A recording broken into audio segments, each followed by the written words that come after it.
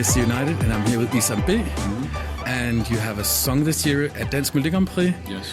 And you're a well-known name in Denmark already, from Outlandish. And you also made songs for a theater at Nørrebro Theater. Yes.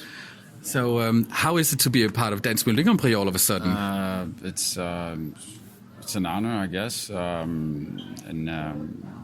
just proud of being amongst the 10 elected songs. And it'll be a great experience. And at the end of the day, it's a stage, it's a window, and as a songwriter, I'm just blessed to be part of the whole thing. So I'm looking forward to it. And to those who haven't heard your Danish things that you have released earlier outside of Outlandish, I must really recommend your album Institution. Oh, thank you so much. And I must say that your rendition of I Danmark er født is very, very good. Thank you so much. Thank you. I mean, I've always been a huge fan of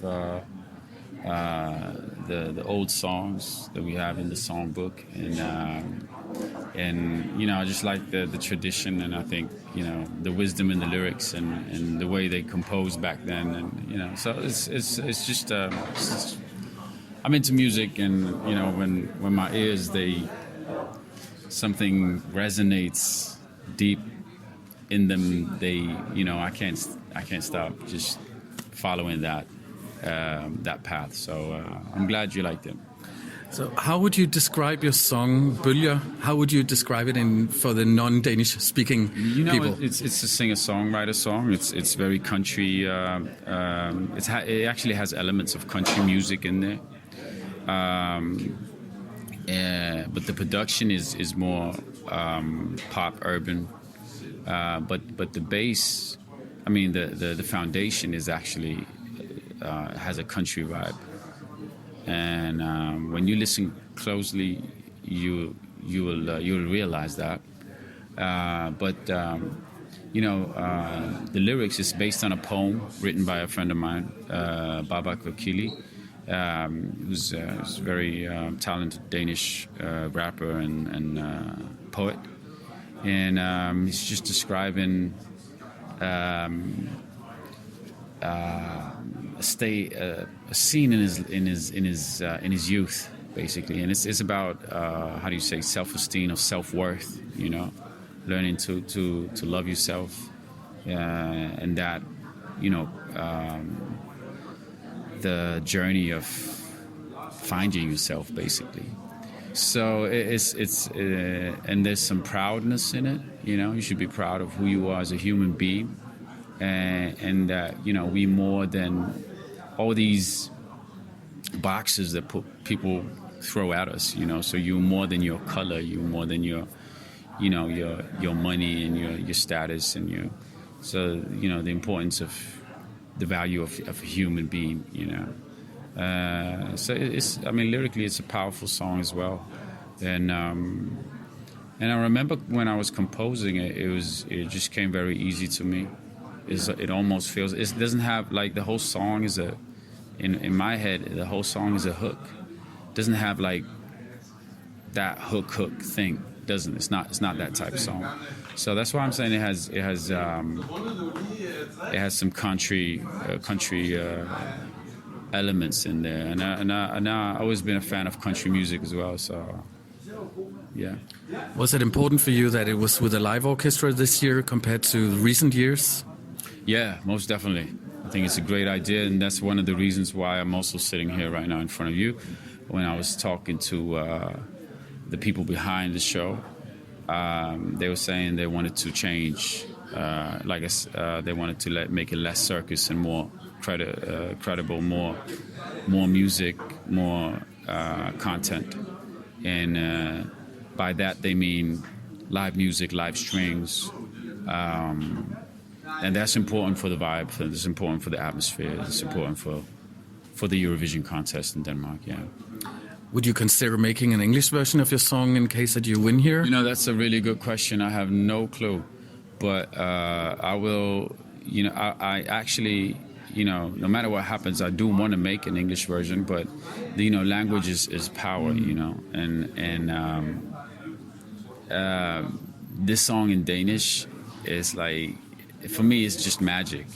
To recreate that in English, that's gonna be it's gonna be tough. But the message is universal, and yeah. Well, it would be cool finally having a song in Danish for the first time in many years at Eurovision. Yes, sir. And I'm a really big fan of the Danish language, and I think this song was like, it was born in Danish for a reason. So, but we'll take it to that. We'll figure it out. We'll figure it out. Yeah, But I was one of the people that were very, very happy when I saw you announced, and when I saw that you even made a song in Danish, I was like, yes.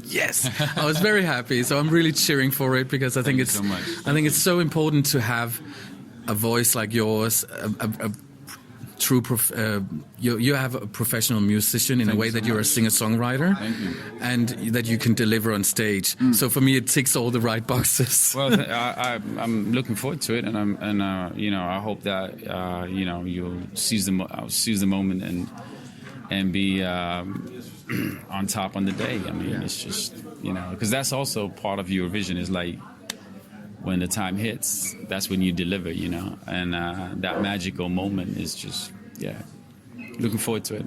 Have you followed Eurovision or Dansk Melodi Grand Prix yourself in recent years, or? I wouldn't say recent years, but I grew up, following the Eurovision, especially the international one.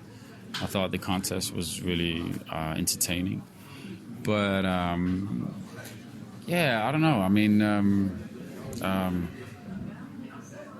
I had a song, I co-wrote on a song that won in 2012. But other than that, I wouldn't say I'm a follower. No, I'm not. Can't say that. It has something to do with me. Too much music is just not good enough. It's just not good for you. So you pick the good things. When I'm not on tour, when I'm not producing, when I'm not putting music out, I like to do something else. So, would there be a proper second album after Institution this year from you? Yeah, well, I'm actually working on a new solo project, and Bølger is part of that solo project, and it's a soundtrack for a biography that I'm working on, and it has my father's story in there. So for this book, I'm making this soundtrack. So I'm making a soundtrack for the book, and Bølger is about, like I said, the childhood memories, and so it's part of my history. Well, we wish you the best of luck on Saturday, and we'll so much. be here and follow you on Saturday, and Thank you. hope it goes well. Yes, sir. Yes, sir. Thank you so much for having us. Thank you.